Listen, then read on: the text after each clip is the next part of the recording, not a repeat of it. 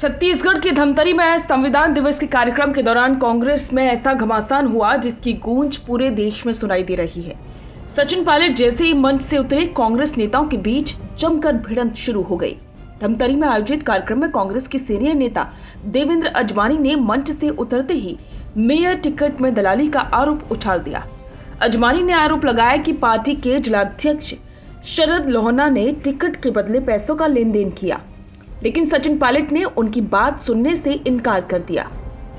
बस फिर क्या था, कैमरे के सामने ही अजवानी और जिलाध्यक्ष आपस में भिड़ गए। एक दूसरे पर भद्दे आरोप, तेज बहस और मामला हाथापाई तक पहुंचते पहुंचते रह गया। वहीं समर्थकों ने बीच बचाव करके स्थिति को संभालने की कोशिश भी की। घटना के समय पूर्व मुख्यमंत्री भूपेश बघेल, नेता प्रतिपक्ष चरणदास महंत और प्रदेश अध्यक्ष दीपक बैज भी मौजूद थे। इन्होंने कोशिश तो की, लेकिन माहौल इतना गर्म था कि हंगामा रुकने का नाम नहीं ले रहा था। 43 साल से कांग्रेस से जुड़े देवेंद्र अजवानी ने आरोप की झड़ी लगा दी। उन्होंने कहा कि मैं 43 साल से संगठन में हूं, लेकिन धमतरी में कांग्रेस नेताओं ने बीजेपी को वॉकआउट दे दिया। मेयर चुनाव में डमी उम्मीदवार खड़ा नहीं होने के पीछे पूरी दलाली हुई। अजवानी ने साफ कहा कि वो कांग्रेस छोड़कर बीजेपी में शामिल होंगे।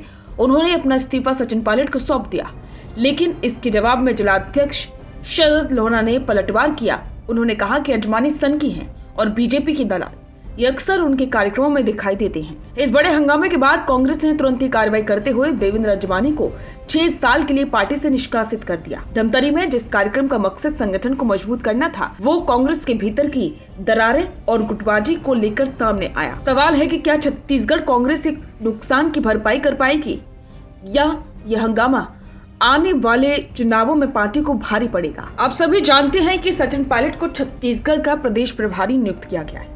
वे लंबे समय से छत्तीसगढ़ संगठन को एकजुट करने की और उसे मजबूत करने की पूरी कोशिश कर रहे हैं, लेकिन सचिन पायलट के सामने ही इस तरह का वाकया होना कई सवाल खड़े करता है। अभी हाल ही में सचिन पायलट ने राहुल गांधी से मुलाकात भी की थी और इसको लेकर चर्चा थी कि छत्तीसगढ़ में जो संगठन को मजबूत करने की कवायद चल रही है, उसको लेकर ये खास मीटिंग हुई। लेकिन अब जब इस मीटिंग के बाद सचिन पायलट छत्तीसगढ़ पहुंचे, तो उनके सामने इस तरह की घटना पार्टी संगठन पर कई सवाल खड़े करती है। यहाँ सवाल ये कि क्या वाकई में छत्तीसगढ़ में अब भी आपस में दरारें हैं और जो छत्तीसगढ़ में बड़े नेता हैं वो बाकी के नेताओं को दरकिनार कर रहे हैं, और क्या सचिन पायलट सही से फीडबैक नहीं ले पा रहे हैं और उसे मजबूत करने की जो कोशिश है वो भी कमजोर दिखाई पड़ रही है। क्योंकि जिस संगठन को मजबूत करने के लिए सचिन पायलट को नियुक्त किया गया था, वो संगठन आज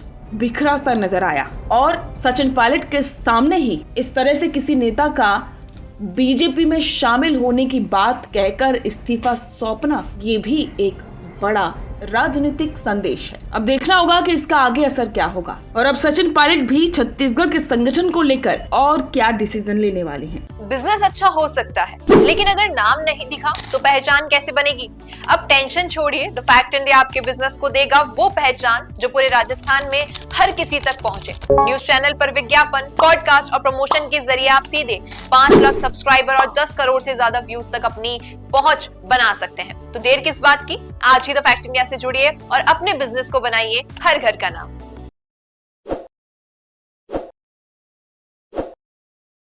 ताज़ा खबरों के लिए विजिट करें द फैक्ट इंडिया की वेबसाइट और डाउनलोड करें द फैक्ट इंडिया ऐप।